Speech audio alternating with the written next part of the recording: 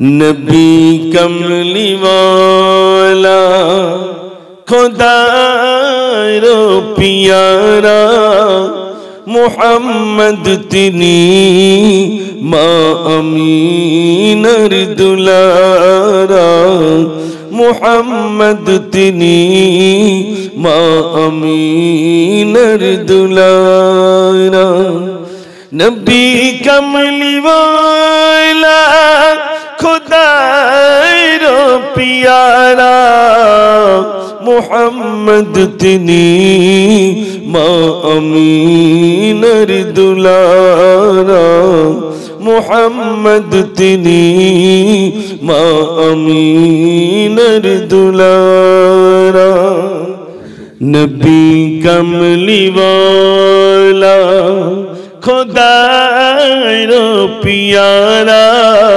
मुहम्मद तिनी माँ अमीनर दुलारा मुहम्मद तिनी माँ अमीनर दुलारा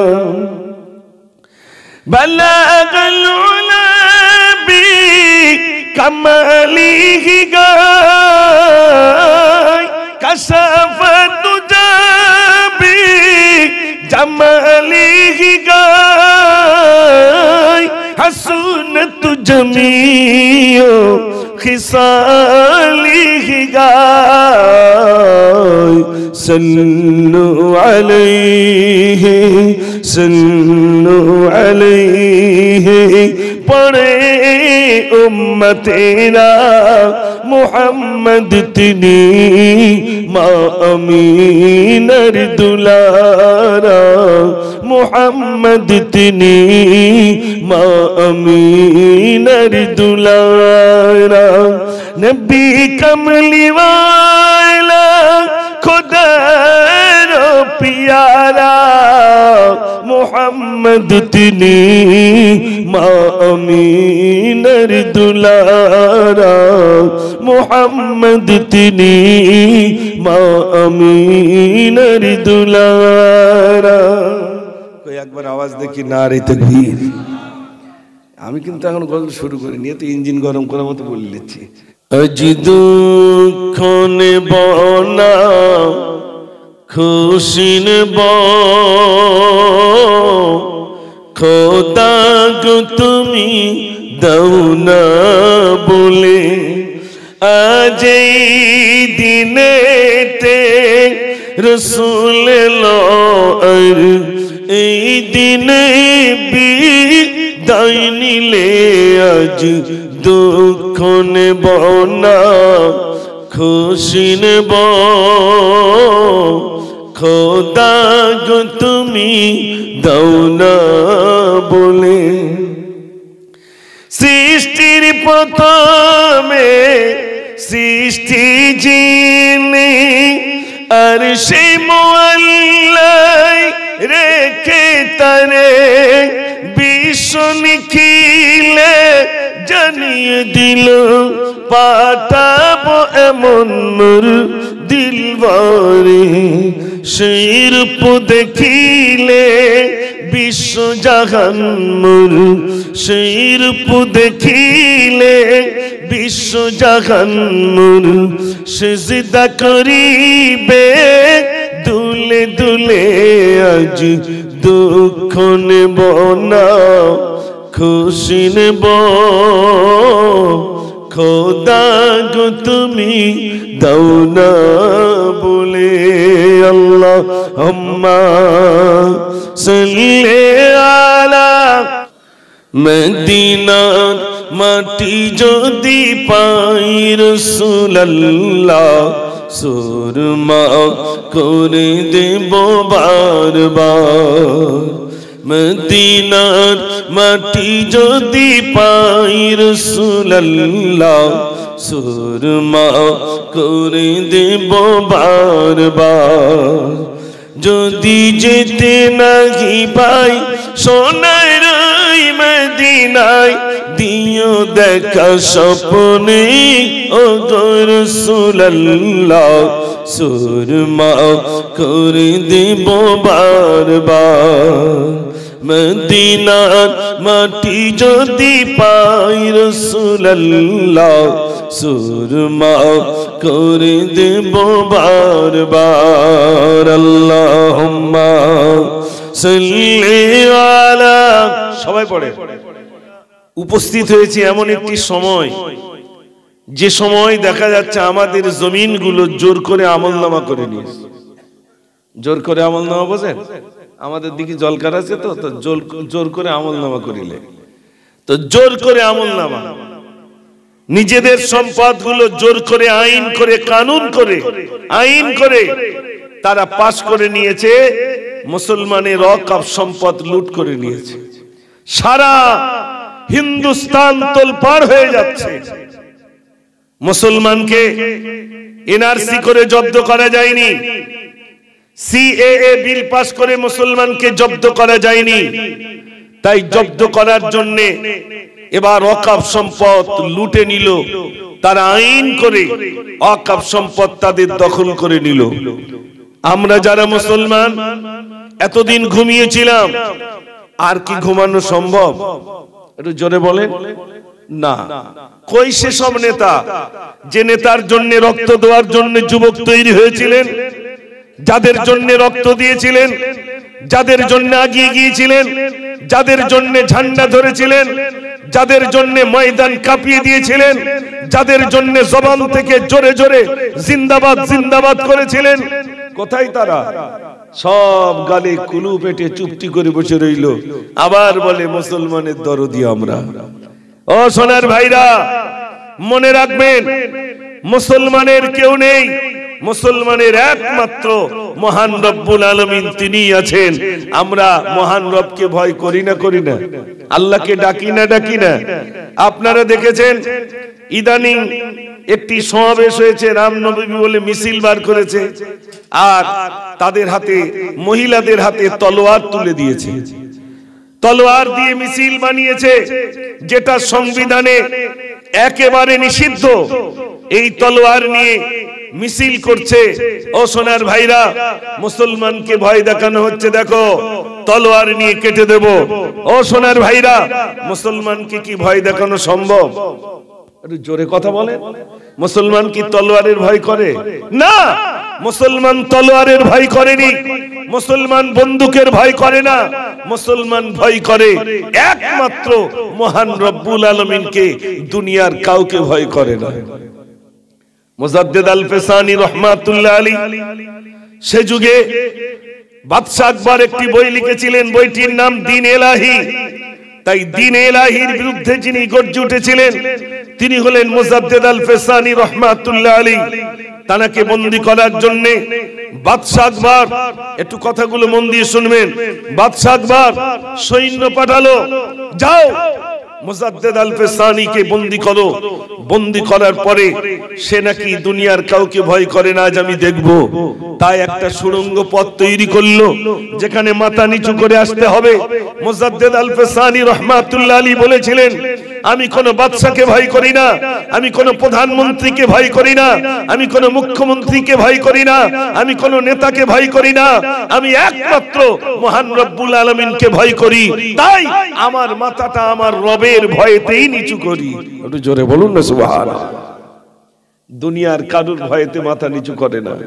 আমার সোনার ভাইরা, আপনারা দেখেছেন আজ মুসলমানকে কোণঠাসা করার জন্য চক্রান্ত, এমনকি মিডিয়ার সামনে এসে আমাদেরকে উদ্দেশ্য করে বলা হয় লুঙ্গি পরা, আমাদেরকে বলে জিহাদি, আমাদেরকে বলে সন্ত্রাসী, আমাদেরকে বলে জঙ্গি, আমাদেরকে বলে অনুপ্রবেশকারী, আমাদেরকে বলে বাংলাদেশি, আমাদেরকে বলে পাকিস্তানি, আমাদেরকে বলে রোহিঙ্গা।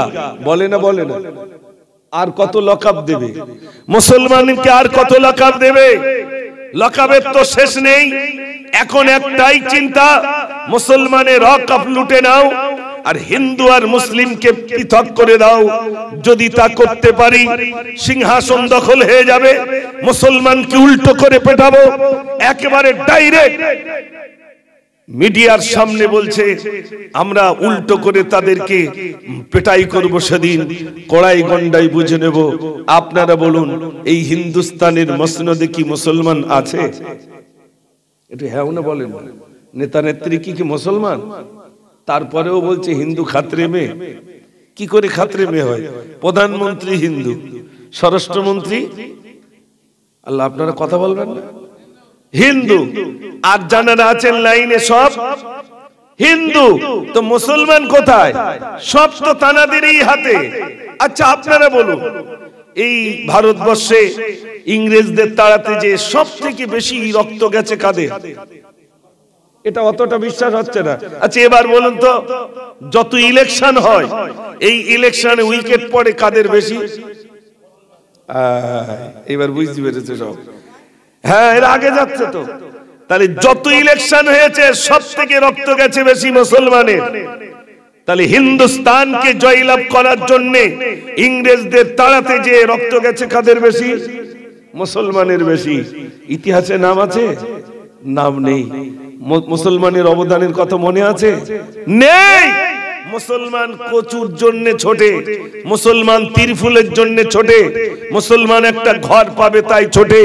ও ভাইরা আমার, জাতি শেষ হয়ে যাচ্ছে, মুসলমান কমিউনিটিকে শেষ করার পরিকল্পনা তারা তৈরি করলো। তবে মনে রাখতে হবে, এই মুসলমানকে শেষ করা যায়নি, আর যাবে না। কেন না? টিউ দেখেছেন? টিউ, সাইকেলের টিউ বলি, গাড়ির টিউ বলুন, ওই হাওয়া দিয়ে যদি পানিতে ডোবানোর চেষ্টা করেন ডুববে বলে মনে হয়? যতই ডুবাতে যাবেন ততই ঠেলে উঠবে। মুসলমানকে শেষ করার পরিকল্পনা জরাই করছে, এ শেষ করা যাবে না, এ পুনরায় মাথাচাড়া দিয়ে উঠবে। একটু জোরে বলুন না সুবহানাল্লাহ। মাদ্রাসার মসজিদ গুলো শেষ করার পরিকল্পনা তৈরি করছে, ঈদগাহ গুলো শেষ করবে, কবরস্থান দখল করে নেবে। ইউপিতে কবরস্থান দখল করে নিল যোগী আদিত্যনাথ, বুলডোজার চালিয়ে দিল কবরস্থানের উপরে। ও সোনার ভাইরা, এ চেয়ার কদিনের? ফেরাউন চলে গেল, সাদ্দাত চলে গেল, নমরুদ চলে গেল, কত মহারাজা রাজা চলে গেল। ইনি তো সামান্য একদিন এই চেয়ার উল্টাবে না, উল্টাবে না? একটু জোরে বলে। সেদিন খুব নিকটে। তবে মনে রাখবেন, পিঁপড়ার পাখনা ওঠে কখন? ঠিক সময় হয়েছে, পাখনা উঠেছে, তাই মুসলমানের কলিজায় হাত দিয়েছে। এতদিন কোন টুপিওয়ালা দাড়িওয়ালা আপনারা দেখেছেন মসজিদের ইমাম মসজিদেই রয়েছেন, কিন্তু তাকে জোর করে রাস্তায় নামানো হচ্ছে। আলেম যদি রাস্তায় নামে, সাধারণ মানুষ কি আর বাড়ি থাকবে বলে মনে হয়? একটু জোরে বলে না। আলেম নেমেছে ময়দানে, টুপিওয়ালা নেমেছে ময়দানে, সাধারণ জনগণ আর বাড়ি থাকবে না, সব চলবে ময়দানে। তাই আগামী দিনে ডাক আসছে, আপনারা সেদিন যেতে রাজি আছেন তো ইনশাআল্লাহ? একটু জোরে কথা বলে ইনশাআল্লাহ। তাহলে এবার একটা প্রতিবাদী গজল শোনাবো। প্রতিবাদী আমি যেটা লিখেছি সেই গজলটা শোনাবো। আর কত জি জুলুমবাজি করবি তোরা বল, মুসলমানের চোখে আজি ঝরছে কেন জল? আর কত জি জুলুমবাজি করবি তোরা বল, মুসলমানের চোখে আজি ঝরছে কেন জল? ওরে এই দেশে কি মুসলমানের রক্ত দেওয়া নেই? দেশের উপর আসলে আঘাত ভক্তি পেতে দেই। আর কতদিন দেখবো এসব হাইনার চলাচল? বজ্রকণ্ঠে আওয়াজ তোলে আগিয়ে তোরা চল। রুখতে চাই, রুখতে চাই, রুখতে চাই, কালা কানুন আইন মোরা রুখতে চাই। রুখতে চাই, রুখতে চাই, রুখতে চাই, কালা কানুন আইন মোরা রুখতে চাই। নারে তাকবীর! এই আইন আমাদের রুখতে হবে না? হবে না? কি দিয়ে রুখবেন? শুধু কি এই প্রতিবাদ করে? আর চটের ভিতরে সব ঠিকঠাক? প্রতিবাদ করতে গেলে চটে প্রতিবাদ করতে হবে। চট, চট বোঝেন তো? হ্যাঁ, ওই চটে ওরা বুঝে নিয়েছে মুসলমানের ভিতরে অনেক দল আছে। কেউ গোল টুপি, কেউ লম্বা টুপি, কেউ আবার উঁচু টুপি, বিভিন্ন টুপি। ওরে সর্বনাশ, ভাগ আছে। মিডিয়ায় দেখাচ্ছে, মিডিয়ায় সাংবাদিক তারা দেশের সংবাদ দেখাবে, সেখানে দেখাচ্ছে মুসলমানের ভিতরে কতটা ভাগ আছে। দেখো, এই দেখো শিয়া, এই দেখো সুন্নি, এই দেখো আহলে হাদিস, এই দেখো ব্রেলভি, এই দেখো আজানগাছি, এই দেখো লামাজাবি, এই দেখো হাতিয়াড়া, কত রকম। তবে মুসলমানের ভিতরে ভাগ থাকলে কি হবে? হয়তো অনেক ভাগ দেখতে পাচ্ছেন, তবে মুসলমান ভিন্ন ভিন্ন দলে বিভক্ত হলেও সব কলমাওয়ালা মুসলমান। একটু জোরে বলুন না সুবহানাল্লাহ। আমরা সবাই পড়ে নিয়েছি লা ইলাহা ইল্লাল্লাহ মুহাম্মাদুর রাসূলুল্লাহ সাল্লাল্লাহু আলাইহি সাল্লাম, পড়েছি না পড়েনি? অতএব মুসলমান ময়দানে এক হয়ে যাবে ইনশাআল্লাহ। আর সেই এক হওয়ার জন্য আমাদের ওলামা হযরত তানারা ময়দানে নেমেছেন, যাতে করে সারা হিন্দুস্তানকে স্তব্ধ করে দেওয়া যায়। মোদী সরকার বুঝুক, আজকের দিনটাকে মুসলমান স্মরণীয় করে রেখে দেবে। তাদের কলিজায় আঘাত দিয়েছো, এটা মনে রেখে দেবে। আর মুসলমানের অভিশাপ, মুসলমানের বদদোয়া ওই মোদীর উপরে পড়বে না, পড়বে না? একটু জোরে বলুন না। তবে মনে রাখতে হবে, এটা হয়তো আমাদের জন্য পরীক্ষা, এটা আমাদের জন্য পরীক্ষা। আপনারা দেখেছেন গাজায় ছোট্ট ছোট্ট শিশুগুলোকে, ফিলিস্তিনের ছোট্ট ছোট্ট বাচ্চাগুলোকে শেষ করে দিয়েছে বোম্বিং মেরে, সেখানে ক্ষেপণাস্ত্র মেরে, ভাইরা আমার কামান মেরে বাচ্চাগুলোকে পর্যন্ত শহীদ করে দেওয়া হয়েছে। বাচ্চাগুলো ভাইরা আমার শহীদ হয়ে গেল, বিবিগুলো বিধবা হয়ে গেল, ভাইরা আমার সন্তানগুলো এতিম হয়ে গেল। কত সন্তান শহীদ হয়ে গেল, কত সন্তান এতিম হয়ে গেল, কত বিবি স্বামী হারা হয়ে গেল, আবার কত স্বামী ভাইরা আমার বিবি হারা হয়ে গেল। তাদের ঘরগুলো সব গুড়িয়ে দেওয়া হলো, লাইন দিয়ে দেশ ছেড়ে চলে যাচ্ছে। সারা পৃথিবী শুধু দেখছে আর দেখছে। মুসলমান আজও পর্যন্ত বুঝতে পারেনি যে কিভাবে আমাদের উপরে ষড়যন্ত্র করে পেটাই করছে। ভাইরা, পরীক্ষা শুধু আমাদের পশ্চিম বাংলায় আসেনি নাকি? পরীক্ষা এসেছে গুজরাটে, পরীক্ষা এসেছে ইউপিতে, পরীক্ষা এসেছে দিল্লিতে, পরীক্ষা ভাইরা আমার আসামে এসেছে। আর আমাদের পশ্চিম বাংলায় পরীক্ষা আসছে। মনে করুন এটাই আমাদের পরীক্ষা। আগামী দিনে কাফনের কাপড় মাথায় দিয়ে ময়দানে যেতে হবে। এই জীবন কিসের জন্য যদি মসজিদ না থাকে? এই জীবন থেকে তো কোনো লাভ নাই যদি ঈদগাহ না থাকে। এই জীবনের তো কোনো দাম নাই যদি মাদ্রাসা না থাকে। এই জীবন তো বৃথা হয়ে যাবে। মুসলমান জানে তাদের সন্তানগুলোকে এতিম করতে, নিজের বিবিকে বিধবা করতে, কিন্তু মসজিদের উপর আঘাত আসে, মসজিদের উপরে আঘাত আসবে, কবরস্থানের উপরে আঘাত আসবে, ঈদগাহর উপরে আঘাত আসবে। এই মুসলমান কি কোনোদিন বরদাস্ত করবে বলে মনে হয়? একটু জোরে বলে না। তাহলে আমার সঙ্গে যদি সহমত পোষণ করেন, তাহলে একবার জোরে তাকবীর ধ্বনি দেন দেখি, নারে তাকবীর। সবাই মিলে দেন আওয়াজ, নারে তাকবীর। মুসলমানের ভিতরে মুনাফিক ভর্তি হয়ে গেছে, গেছে না যায়নি? সে যুগেও গিয়েছিল।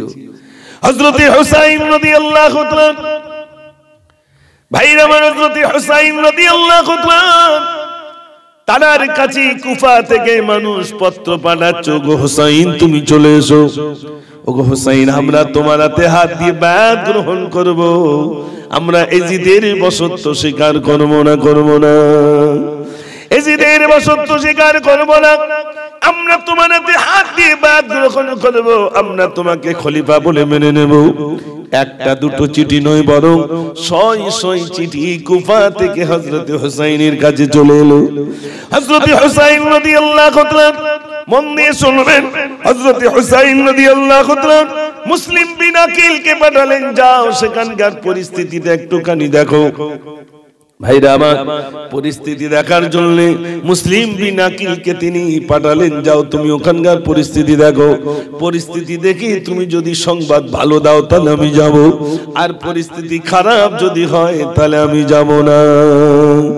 মুসলিম বিন আকিল চলে গেলেন।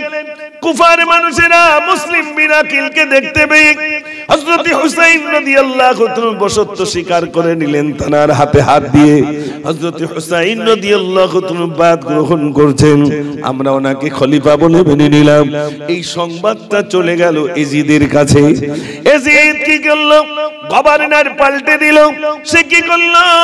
ওবাইদুল্লাহ ইবনে জিয়াদকে বলল, যাও তোমার কুফার গভর্নর আমি তোমাকে প্রেরণ করলাম, তোমাকে আমি গভর্নর করে পাঠালাম, ওখানকার দায়িত্ব আমি তোমাকে দিয়ে দিলাম। ওবাইদুল্লাহ ইবনে জিয়াদকে পাঠালো। ওবাইদুল্লাহ ইবনে জিয়াদ সৈন্য নিয়ে শুরু হয়ে গেল, হাজার হাজার সৈন্য নিয়ে ময়দানে হাজির। গোটা ভাইরা আমার, গোটা কুফাবাসী টোটালটাই ঘিরে নিল, টোটালটাই ঘিরে নিল, এমনকি ফোরাত নদীটা পর্যন্ত ঘিরে রাখলো। খোঁজ খবর শুরু হয়ে গেল, কার হাতে হাত দিয়ে বায়াত গ্রহণ করে? মুসলিম বিন আকিল। তারাকে লুকিয়ে রাখা হলো যে বাড়িতে, সেই বাড়িতে তারাকে ধরা হলো। মুসলিম বিন আকিল একটুখানি সংবাদ দিয়ে দিলেন, যাও যাও তুমি গিয়ে বলে দাও হযরত হুসাইন যেন না আসে, হযরত হুসাইন যেন না আসে, ওনাকে তুমি মানা করে দিও, একটু বলে দিও যেন না আসেন। এই খবরটা যাওয়ার আগে ভাইরা আমার, মুসলিম বিন আকিলকে তারা হত্যা করে দিল, মেরে দিল। এদিকে হুসাইন রাদিয়াল্লাহু তাআলা আস্তে আস্তে কুফায় চলে এলেন। ওবাইদুল্লাহ ইবনে জিয়াদ সে দেখতে পেল হুসাইন ময়দানে হাজির, চতুর্দিক দিয়ে ঘিরে ফেলল।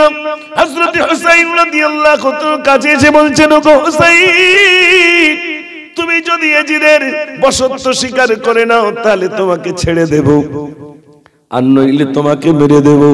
এখনই আমাদের সঙ্গে আমাদের হাতে হাত দিয়ে ইয়াজিদের বায়াত গ্রহণ করো। হযরত হুসাইন বলেছিলেন, আমার জীবন চলে যাবে, আমার কল্লা চলে যাবে, ইয়াজিদের বশত্ব আমি স্বীকার করব না। একটু জোরে হবে না? ও সোনার ভাইরা আমার, ইয়াজিদের বশত্ব স্বীকার করলেন না। ফোরাত নদীটা ঘিরে দেওয়া হলো। আমাদের এলাকায় দেখবেন যদি ঝামেলা হয়, বলে পুকুরে যেন পানি নিবি না, আমাদের পুকুরে। কেউ আবার বলে আমাদের কলে পানি নিবি না, বলে না ভাই? হ্যাঁ, আমার কলে পানি নিবি না, তা তো জব্দ করবো। ও মনে করতে বসে এজিদির লোক। এজিদ যেন ওই ফোরাত নদী বন্ধ করে দিয়েছিল, ওই দুই একজন এরকম আছে, তারা কলে আসতে দেয় না। আচ্ছা, এই সময় আপনাদের দিকে একটু পানির অভাব আছে না? নেই? আমাদের দিকে তো লিয়ার পাওয়া যাচ্ছে না, সাবমার্সাল ছাড়া এমনি কলে পানি ওঠে না। আপনাদের দিকে সব কলে পানি উঠছে তো, আলহামদুলিল্লাহ, এটা একটা আল্লাহর বড় নিয়ামত। ভাইরা আমার, কুফায় চতুর্দিক দিয়ে ঘিরে ফেলল। হযরত হুসাইন রাদিয়াল্লাহু তাআলার জন্য ফোরাত নদীটা ঘিরে ফেলল। হযরত হুসাইন রাদিয়াল্লাহু তাআলা বলেছিলেন, তোমরা আমাকে ঘিরে ফেলেছো, তাহলে এক কাজ করো, আমাকে একটা অন্য কোথাও তোমরা পাঠিয়ে দাও, আমি সেখানে চলে যাব। আর নইলে আমাকে মদিনায় ফিরে যেতে দাও, মদিনায় চলে যাব। আর নাই তোমরা আমাকে ইয়াজিদের কাছে নিয়ে চলো।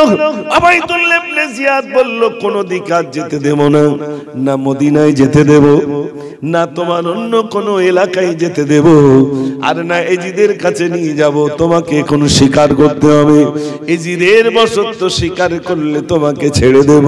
হযরত হুসাইন বলেছিলেন, জীবন চলে যাবে, জীবন চলে যাবে, ইয়াজিদের বশত্ব আমি স্বীকার করব না। এর নাম হলো মুমিন। একটু জোরে বলবেন না সুবহানাল্লাহ? ভাইরা আমার, হযরত হুসাইন রাদিয়াল্লাহু তাআলার সঙ্গে ৭২ জন ছিলেন, সঙ্গী সাথী ৭২ জন। একদিকে ৭২ জন, আর ওদের সৈন্য তো হাজার হাজার সৈন্য। হাজার হাজারের কাছে কি ৭২ জন টেক খাটে? খাটবে ভাই? ৭২ জন তো কিছুই না, ৭২ জন কিছুই না। আবার ফোরাত নদীটা চতুর্দিক দিয়ে সৈন্য দিয়ে ঘিরে রেখে দিয়েছে, যেন হুসাইন এই নদীর পানি যেন পানি না পান করতে পারে। হযরত হুসাইন রাদিয়াল্লাহু তাআলা ভাইরা আমার সঙ্গী সাথীদেরকে ডাকলেন, আমার সঙ্গী সাথীরা, আমার সঙ্গী সাথীরা, তোমরা শোনো, ওরা আমার কল্যাণ নিতে চায়, ওরা আমাকে মেরে দিতে চায়, ওরা আমার জীবনটা হরণ করতে চায়। তোমরা ফিরে যেতে পারো, আমার জন্য যদি তোমাদের জান যায় এটা আমি চাই না, তোমরা ফিরে যেতে পারো। ওদের শত্রুতা আমার সঙ্গে, ওরা আমার সঙ্গে শত্রুতা করছে। হযরত হুসাইন রাদিয়াল্লাহু তাআলা পানি পান করানোর জন্য চতুর্দিকে আপনার ফোরাত নদী ঘিরে ফেলেছে। একটু শুনে, হযরত হুসাইন রাদিয়াল্লাহু তাআলা তানার বাড়িতে শিশু আলী আসগার চিৎকার চিৎকার পানির পানি পানি করে চিৎকার করছেন। খিমা যখন গড়েছেন, খিমা বলতে তাবু স্থাপন করেছেন। হযরত হুসাইন রাদিয়াল্লাহু তাআলা খিমার ভিতরে বাচ্চাদের কান্না। ভাইরা আমার সর্বানু বললেন, ওগো হুসাইন, তোমার সঙ্গে ওদের শত্রুতা থাকতে পারে, কিন্তু শিশু আলী আসগারের সঙ্গে কেমনে শত্রু থাকতে পারে? বাচ্চাদের সঙ্গে কেমন শত্রু হয়? বরং আমার সঙ্গে শত্রুতা তাদের থাকতে পারে, কিন্তু বাচ্চাদের সঙ্গে তো কারো শত্রুতা থাকতে পারে না। গ্রামে মনে করুন আমার সঙ্গে আপনার ঝামেলা, তো বাচ্চার সঙ্গে কেউ ঝামেলা হতে পারে? হয় না। কিন্তু অনেক সময় দেখবেন এই কিছু কিছু মহিলা আছে, শাশুড়ির সঙ্গে শ্বশুরের সঙ্গে যদি সমস্যা ঘটে, আটকায় আগে কার বলেন তো? এই কথা বলেন। আর দাদু তা কেঁদে ছটফট করে, আমার নাতিটা আসতে দেয় না, ও না আসে না আসুক, নাতি আসতে দেয় না। দাদুর তো সম্পদ ওইটাই। বৌমাও বুঝতে পেরেছে আসল জায়গায় ঘা দেবো, তাই তো নাকি? বৌমাও বুঝতে পেরেছে যে ওরে মোটে জাতি দেবো না। আর শ্বশুরের সামনে শাশুড়ির সামনে এ গালে চড় ও গালে চড়। ঠিক বলছি না ভুল বলছি? কার মারতে বুঝতে পেরেছেন তো? বাচ্চাটা চুরমার করে দিচ্ছে মেরে। হ্যাঁ, আমার কাজ করতে দিস নি, এই করতে দিস নি। ওরে বাবা রে, মেজাজ কি! আশেপাশে মহিলারা নিত বলবেনি ওলা উঠো লেজ কেন এই রাত্রি। ভাইরা বড় দুঃখের কথা বলছি, ঈদ তো ঈদ চলে গেল, তাই তো নাকি? সত্যি কথা বলবেন, ঈদে মার্কেটিং কারা করেছে? ছেলেরা না মহিলারা? আর মহিলারা করবে না কেন? বেটা ছেলে সব চোখে ছানি পড়েছে, এরা কিচ্ছু চেনে না, না লুঙ্গি চেনে, না শাড়ি চেনে, না কিচ্ছু চেনে।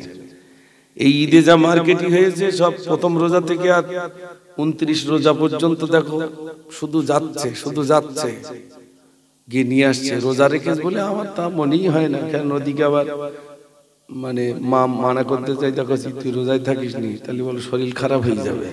অথচ মার্কেটিং এ কোনো অভাব নেই, ভান্ডারের টাকা বাচ্চার দৌড়াচ্ছে। আমি এখানকার কথা বলছি না, আমি সব চৈতন্য। এখানে তো ভালো মায়েরা আলহামদুলিল্লাহ, শ্বশুর শাশুড়ি বিরাট যত্ন করে, স্বামীরও খুব যত্ন করে। হ্যাঁ, স্বামীরও খুব যত্ন করে। স্বামীরা তো এই ওঠ তা ওঠে, এই বস তা বসে। এলিবিলি করলে আবার তদবির করে নেবে, যেন কথা এদিক ওদিক না হয়। সবে মাত্র বিয়ে হয়েছে, 5-6 মাস হয়েছে, সবে মাত্র বিয়ে হয়েছে, মেয়েটা বাড়ি গেছে। তা বাড়ি যাওয়ার পরে মেয়ের মা জিজ্ঞেস করছে, সত্যি কথা বললি তোর শাশুড়ি তোর ভালোবাসে তো না খিটখিট করে? তো বলতে চায় না, বারবার জিজ্ঞেস করছে। তো একটু বলে ফেলেছে, হ্যাঁ শাশুড়ি একটু খিটখিট করে। তখন মেয়ের মা বলছে, হ্যাঁ আমার নাড়িটি তৈরি, তা আমি বুঝতে পারবো না? আমার মেয়ের মুখের দিক তাকিয়ে বুঝতে পেরেছি খুব কষ্টে রয়েছে। সকাল হয়নি, হাত ধরে সোজা তদবির করে বাড়ি নিয়ে গেছে। যেই হুজুর বলতেছে, কি আমার এখনো চেয়ারে বসার সময় হয়নি, তার আগে লাইন, ব্যাপারটা কি? কি গো এত সকালবেলা? হুজুর আর বলবেন না, মেয়েটার মনে আর সংসার হবে না। আচ্ছা কেন? যে ছেলের সাথে বিয়ে দিয়েছি সে ছেলেটা যা টাকা ইনকাম করে একটা আমার মেয়ের হাতে দেয় না। আর শাশুড়িটা তো দাঁড়জাল, রোগের আর কোনো রোগ খুঁজে পাচ্ছে না। ছেলে যাই করে কার হাতে দেয় না? বোর হাতে দেয় না। ভাই ঠিক বলতে, কথা না বললে ভালো লাগে। আলহামদুলিল্লাহ ভাই তো কথা বলেছে। হ্যাঁ, গিন্নির হাতে দেয় না, এইটাই হলো রোগ। যদি তদবির করো, তদবির করে দিল, এটা পুকুরের তলায় পুঁতে দেবা, ওটা গাছে মানে গাছের উপরে উড়িয়ে দেবা, ওটা পাহাড়ের চূড়ায় পুঁতে দেবা, ওটা জোড়া কবরে যা হোক একটা দিল। যদি কাজ বেঁধে যায়, প্রথম শর্তটাই দেখো, তোমার আব্বা আমার বলো আমি টানতে পারবো না, আমার কপাল খারাপ বলে তোমার সাথে বিয়ে, তোমার থেকে ভালো ভালো ছেলে আমার দেখতে, কপাল খারাপ বলতে কপাল খারাপ বলে তাই তোমার সাথে বিয়ে হয়েছে। এরকম কিছু মহিলা বলে না, বলে না?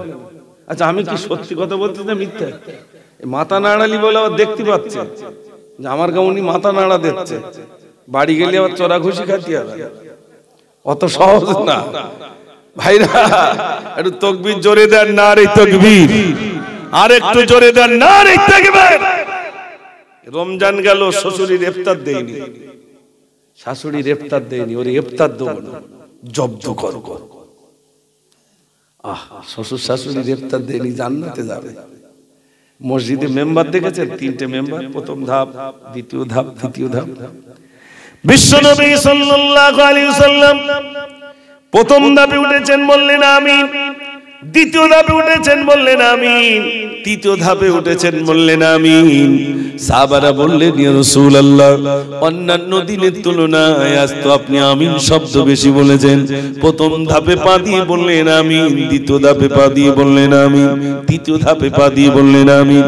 আল্লাহর নবী বললেন, এইমাত্র জিবরিল আমিন এসে আমাকে বললেন, ইয়া রাসূলুল্লাহ, ওই ব্যক্তি ধ্বংস হয়ে যাক যে ব্যক্তি আপনার নাম শুনে দরুদ শরীফ পড়ে না, ওই ব্যক্তি ধ্বংস হয়ে যাক।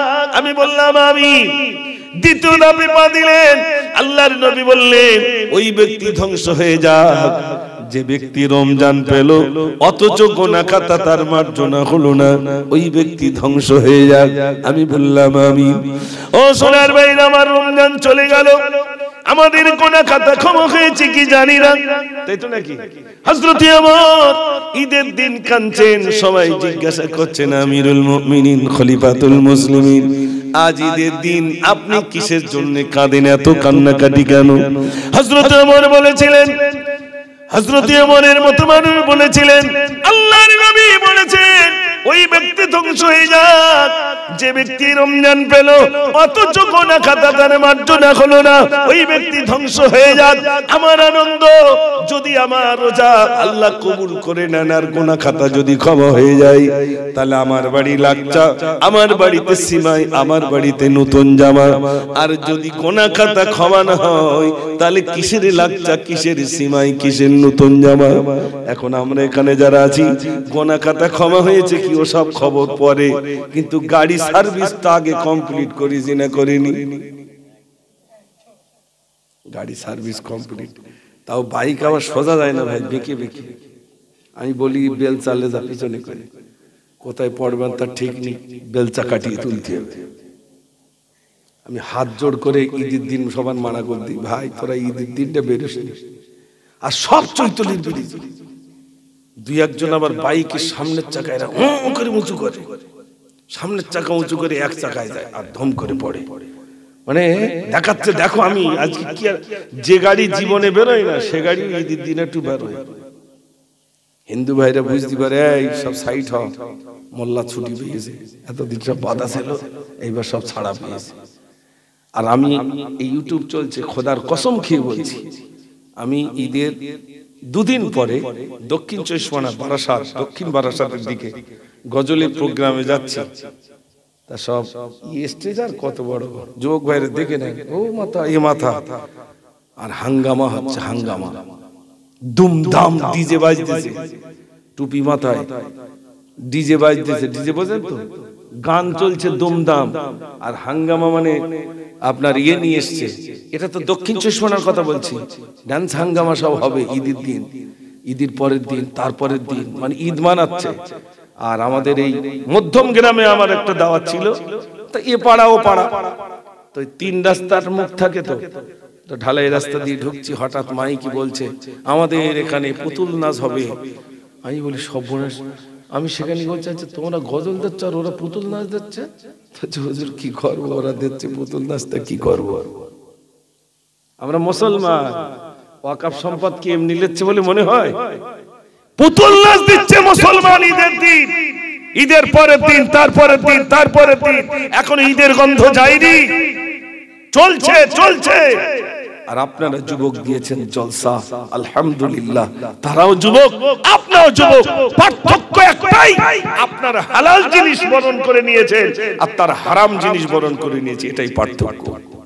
এটা কি মাস ভাই? জোরে বলে, সওয়াল মাস, আরবিতে সওয়াল মাস বলে। রমজান চলে গেছে, রমজানের পরে সওয়াল মাস। এই সওয়াল মাসে 6টা রোজা আছে।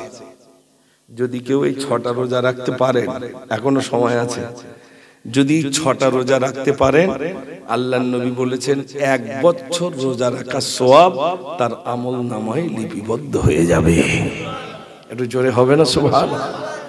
রমজানের রোজা রেখেছেন, তারপরে এই সওয়াল মাসে 6টা রোজা। আল্লাহর নবী বলেছেন, আমার যুবক ভাইরা আপনারা এতটা টাকা খরচা করেছেন, দেখুন লাইটিং করেছেন, আর আপনাদের দ্বারাই সম্ভব, বয়স্কদের দ্বারাই সম্ভব নয়। এটা একমাত্র যুবকরাই পারে। বিশ্বাস করুন, আপনারা জলসা দিয়েছেন, অন্য কিছু দিতে পারতেন, ওই যারা পুতুল নাচ দিচ্ছে ওরকম কিছু দিতে পারতেন, কিন্তু আল্লাহ আপনাদের সেদিকে দেননি। এটা আপনাদের বারে বারে শুকরিয়া আদায় করা দরকার যে আলহামদুলিল্লাহ আল্লাহ আমাদের দ্বারা এরকম জলসা করে নিয়েছেন। তাতে আবার কিছু আবার বুড়ো আছে, দেখোছো ঠাকুর তুলেছে, দেখোছো ওই দেখো বিরাট কিছু করেছে, এরকম কিছু বলে না? বলে দিতে যাবে না টাকা পয়সা, এইসব করে ওইসব করে, যুবকরা নামাজ পড়ে না, এই করে না সেই করে না, যুবকের কত গন্ধ। অথচ এই ওয়াকফ সম্পদ যখন কেড়ে নিল, ময়দানে যাবে কারা? কারা যাবে ভাই? এই যুবকরাই যাবে আগে, বুক চিতিয়ে দেবে, মার গুলি। যুবকরাই যাচ্ছে মার গুলি, বন্দুক তুই চালিয়ে যা, আমি যুবক, আমি পিছপা হব না, আমার ওয়াকফ সম্পদ আমাকে ফিরিয়ে দিতে হবে, ওটা আমাদের সম্পদ, ফিরিয়ে দিতে হবে। এই জোর গলায় যদি বলতে চাই, বলবে কারা? যুবক বলবে। যুবকদের অবদান এই জন্য আল্লাহর নবী বলেছেন, আমি যুবকদেরকে প্যার করি, মহব্বত করি, ভালোবাসি। ইসলামের সবথেকে বেশি অবদান যুবকদের। একটু জোরে বলুন না সুবহানাল্লাহ। ইসলামেও যুবকদের বেশি অবদান। আমার যুবক ভাইরা, আপনারাই পারবেন আগামী দিনে ময়দানে নামতে। আপনারা যদি ফিরে আসেন, ওই গাছে বাসে বিভিন্ন ঘরে ঝান্ডা দেওয়ার লোক হবে না। আপনারা যদি ফিরে আসেন, ঝান্ডা ওড়ানোর লোক হবে না। আপনারা যদি ফিরে আসেন, বিশ্বাস করুন, আপনাদের দিয়েই আজ তারা মসনদ দখল করছে, আপনাদেরকে ব্যবহার করে চেয়ার সিংহাসন তারা দখল করছে, আপনাদেরকে ব্যবহার করে বিভিন্ন কিছু সম্পদ তারা লুটে নিচ্ছে, এই যুবকদেরকে ব্যবহার করে। এই জন্য আমার যুবক ভাইদের কাছে বলবো, ফিরে আসুন, ফিরে আসুন। মুসলমানের কলিজায় হাত দিয়েছে মানে আগামী দিনে মুসলমান যুবক একত্রিত হয়ে, ঐক্যবদ্ধ হয়ে আমরা এর জবাব দিতে রাজি আছি না নাই? আরে জোরে বলে, জবাব দিতে হবে। সেদিন আমাদের জবাব দিতে হবে, শুধু এই ময়দানে নয়, চটের ভিতরেও সেদিন জবাব আমরা দিতে রাজি আছি ইনশাআল্লাহ। একটু বলুন না ইনশাআল্লাহ। ইনশাআল্লাহ। একটা মুসলমান ভাই এখানে জানেন আছেন, আমরা কেউ কচুর পানার মতো ভেসে আসিনি। এসেছি বলে মনে হয়? আমরা কেউ ভেসে আসিনি, আমরা হিন্দুস্তানে জন্মগ্রহণ করেছি। আমাদের পূর্বপুরুষ এখানেই জন্মগ্রহণ করেছেন। আমাদের পূর্বপুরুষরা ইংরেজদেরকে তাড়িয়েছেন, আমাদের পূর্বপুরুষরা তারা ইংরেজদেরকে তাড়িয়েছেন। আর এটাই হলো সম্প্রীতির হিন্দুস্তান। এখানে হিন্দু আর মুসলমানকে ভাগ করা যায়নি, যাবে না, যাবে না, যাবে না। বিভিন্ন ভাইরা আমার মন্তব্য করে, বিভিন্ন বক্তব্য দিয়ে হিন্দু আর মুসলিমের ঐক্য বিনষ্ট করা যায়নি আর যাবে না। কেননা যুবকদের ভিতরে হিন্দু ভাই এরকম বন্ধু আছে না নাই? আগে যে মহব্বতটা ছিল, এখন সেই মহব্বতটা আছে বলে মনে হয় ভাই? একটু যেন টান টান ভাবনা। কেন উস্কানিমূলক বক্তব্য দিচ্ছে, উস্কানিমূলক বক্তব্য। এইরকম জলসাকে বন্ধ করার জন্য চক্রান্ত চলছে, জলসা বন্ধ করে দেব, লাউড স্পিকার বন্ধ হবে। আমি মুম্বাইতে গেছি, মহারাষ্ট্রে মুম্বাইতে, ওখানে রাত 10টা পর্যন্ত লাউড স্পিকার চলবে, তারপর আর চলবে না। তা এখন ওই 10টা পর্যন্ত চলবে। বিরিয়ানি, সেই ঘোড়ার ডিম তৈরি করতে একটু লেট হয়ে গেছে, আর আসতে একটু লেট হচ্ছে। পুলিশ এসে বলছে বন্ধ করো।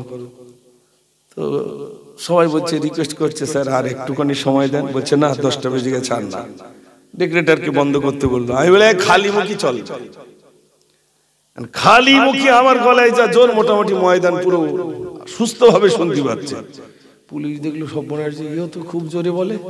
পুলিশ বলছে না, ওটাও বলতে দেবো না। আচ্ছা, লাউড স্পিকার তো বন্ধ, তা মুখ বন্ধ করতে যাচ্ছে কেন? দেখছি গলায় তো ভালো জোর আছে। আমি যখন বেশ ময়দানে খুব জোর বক্তব্য রাখছি, বলছে ওটাও বন্ধ করতে হবে। আসল কথা, মুসলমানের যে আওয়াজটাই যায় সেটা তীরের মতো গাথে, তাই সহ্য হয় না, তাই তাড়াতাড়ি বলে বন্ধ কর, বন্ধ কর, বন্ধ কর। তাকবীরের ধ্বনি বড্ড। আচ্ছা আপনারা বলুন তো, এখানে যত যুবক আছেন সত্য কথা বলবেন, যত ইসলামী কান্ট্রি রয়েছে, যত ইসলামী দেশ আছে, সে দেশে হিন্দু আছে না না আছে? কোনদিন দেখেছেন তাদেরকে ধরে বলেছে এই নারাই তাকবীর আল্লাহু আকবার বলতে হবে, তাহলে তোকে ছাড়বো, নইলে ছাড়বো না? দেখেছেন? আর হিন্দুস্তানে দাড়ি ধরে বলছে জয় শ্রীরাম বল, তারপর তোকে ছাড়বো।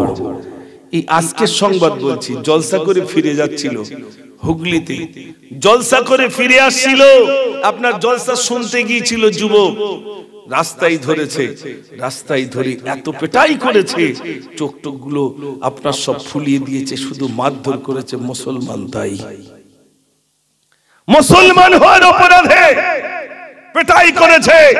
মনে রাখবেন আল্লাহর নবী সাল্লাল্লাহু আলাইহি ওয়াসাল্লাম যখন ইসলামের দাওয়াত দিতে গিয়েছিলেন, বেলাল ইসলাম কবুল করেছিলেন বলে বেলালকে উত্তপ্ত মরুভূমির উপরে চিৎ করে শহীদ দেওয়া হয়েছিল। কোমরের চামড়াগুলো উত্তপ্ত পাহাড়ের, ভাইরা আমার, গরমে কোমরের চামড়া গুটিয়ে গেছে, পেটাই শুরু করে দিয়েছে, আঙ্গুলগুলো ভেঙে দিয়েছে।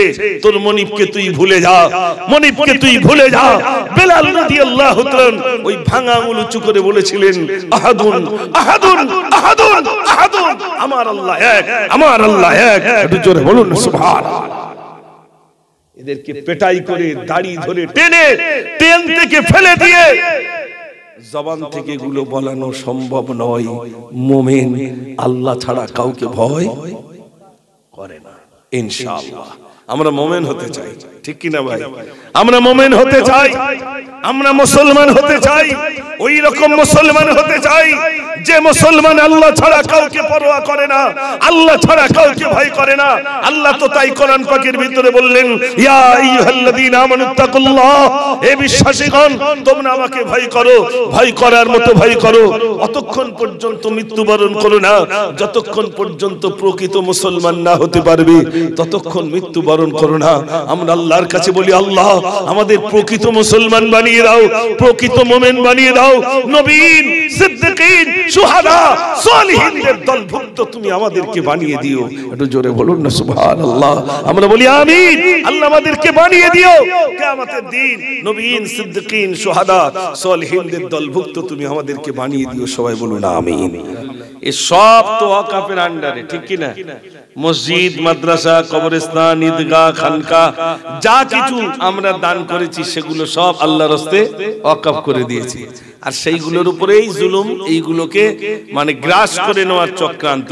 তাই সেই মক্তবটাকে বাঁচানোর জন্য আসুন দোয়া হবে। সবাই বলুন বিসমিল্লাহির রহমানির রহিম, আস্তাগফিরুল্লাহ রাব্বি মিন কুল্লি জামবি ওয়া আতুবু ইলাইহি لا حول ولا قوة إلا بالله العلي العظيم لا إله إلا الله محمد رسول الله صلى الله عليه وسلم। সবাই নিজের গুনার দিকে তাকিয়ে মহান রবের কাছে আমরা সবাই দোয়ানি করে হাত তুলে আল্লাহুম্মা আমিন। আলহামদুলিল্লাহি রাব্বিল আলামিন ওয়াল আকিবাতু লিল মুত্তাকিন ওয়াস সালাতু ওয়াস সালামু আলা সাইয়্যিদিল মুরসালিন ওয়া আলা আলিহি ওয়া আসহাবিহি আজমাইন। ربنا ظلمنا أنفسنا وإن لم تغفر لنا وترحمنا لنكونن من الخاسرين. اللهم اهدنا الصراط المستقيم، اللهم اهدنا الصراط المستقيم. اللهم إنك عفو تحب العفو فاعف عنا يا غفور. حسبنا الله ونعم الوكيل، نعم المولى ونعم النصير. আল্লাহ, মক্তবের জন্য তোমার বান্দাদের কাছে আমি এতক্ষণ আলোচনা করার পরে কিছু চেয়েছি, তোমার বান্দারা প্রাণ ভরে দিয়েছেন। আল্লাহ রব্বুল আলামিন, আল্লাহ তোমার বান্দারা প্রাণ ভরে দান করেছেন, কেউ বালি দিয়েছেন, কেউ সিমেন্ট দিয়েছেন। আল্লাহ প্রত্যেকের দান আল্লাহ তুমি কবুল করে নাও রব্বুল আলামিন। আল্লাহ যদি কেউ সওয়াব দিয়ে থাকো, সর্বাগ্যে সর্বতোমাকে ইনামদার তাজদারে মদিনা দুলহা মদিনা মুহাম্মদ মুজতবা মুহাম্মদুর রাসূলুল্লাহ সাল্লাল্লাহু আলাইহি ওয়াসাল্লামের পাক করে সবটুকু পৌঁছে দাও। হুজুরের আওলাদ হযরত হাসান, হযরত হুসাইন, হযরত ফাতিমা রাদিয়াল্লাহু তাআলা হুজুরদের পাক করে সবটুকু পৌঁছে দাও। আদম নবী থেকে নিয়ে পর্যন্ত যত নবী, সিদ্দিকিন, শুহাদা, সালিহিন, আইম্মা, মুজতাহিদিন, মুতাকদ্দিমিন, মুতাআখিরিন, বুজুর্গানে দ্বীন সকলেরই সবটুকু পৌঁছে দাও। খাস করে বগদাদ শরীফ, আজমির শরীফ, গুটিয়ারি জমিনে, মানিকতলার জমিনে, হাড়োয়ার জমিনে, এমন করে ফুরফুরার জমিনে যত জুলুস হয়েছেন সকলের সবটুকু পৌঁছে দাও। বসাটে জমিন আল্লামাইহিন আল্লামা রুহুল আমিন শাহ রাহমাতুল্লাহ আলাইহি হুজুরের সবটুকু পৌঁছে দাও। আমাদের বাপ মা, দাদা দাদি, নানা নানি, চাচা চাচি, মায়ের মুরব্বি যা কত খেয়ে গেছেন, আল্লাহ এই সওয়াব তাদের তুই বকশিশ করো। আল্লাহ তাদের কবরটাকে জান্নাতের বাগিচা তুমি বানিয়ে দিও রব্বুল আলামিন। আল্লাহ তুমি কবুল করো, এই জলসা তুমি কবুল করো। আমাদের ভিতরে অনেক অসুস্থ রয়েছেন, আল্লাহ তাদেরকে তুমি সুস্থ করে দিও। অনেক ভাই দান করেছেন তার মায়ের নামে, আব্বার নামে, কেউ বা তার দাদার নামে, কেউ বা তার দাদিমার নামে, যিনি জানার নামে দান করেছেন, আল্লাহ প্রত্যেকের সাথে মাকসুদকে আল্লাহ তুমি পুরা করে দাও রব্বুল আলামিন। আল্লাহ তুমি কবুল করো, তোমার কবুলিয়ত বান্দাদের দলমুক্ত তুমি বানিয়ে দিও। আমি গুনাহগার, আমি সিয়াকার, আমি বদকার, আমি পাপিষ্ঠ। আল্লাহ এতগুলো মানুষ গভীর রাতে হাত তুলেছে, আল্লাহ আল্লাহ আমাদের দোয়া তুমি মঞ্জুর করো। কাল কিয়ামতের দিন আল্লাহ নাজাতের জরিয়া তুমি বানিয়ে দিও। ربنا تقبل دعانا ببركة النبي صلى الله عليه وسلم. سبحان ربك رب العزة عما يصفون وسلام على المرسلين والحمد لله رب العالمين. بحق لا إله إلا الله، لا إله إلا الله، لا إله إلا الله মুহাম্মাদুর রাসূলুল্লাহ সাল্লাল্লাহু আলাইহি ওয়াসাল্লাম। আসসালামু আলাইকুম।